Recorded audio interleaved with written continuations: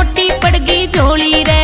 राजी होके चल मुझे सरले भगता की टोली रे, भगता की टोली रे। इतनी खुशियाँ मिल गई हमने छोटी पड़ गई झोली रे। राजी होके चल मुझे सरले भगतों की टोली रे।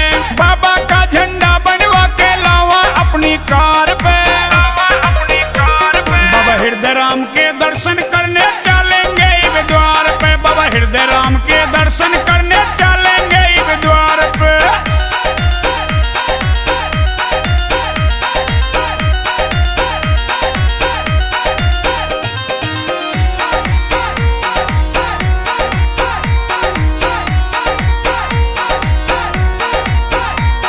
अब 24 घंटे बाबा के चरणों में लग गया ध्यान से।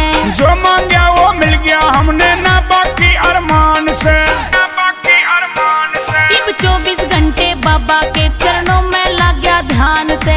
जो मांगा वो मिल गया हमने ना बाकी अरमान से। दौड़ा दौड़ा आवे बाबा भक्तों की पुकार पे, भक्तों की पुकार पे। बाबा हृदय राम के दर्शन करने चलेंगे इस द्वार पे, बाबा हृदय राम के दर्शन करने चलेंगे इस द्वार पे।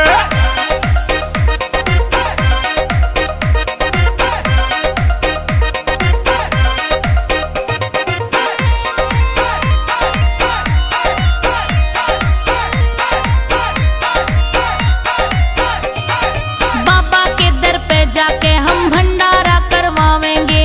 सुरेश ललिता गावे भजन एनडीजे कैसेट लावेंगे, एनडीजे कैसेट लावेंगे। बाबा के दर पे जाके हम भंडारा करवावेंगे। सुरेश ललिता गावे भजन एनडीजे कैसेट लावेंगे।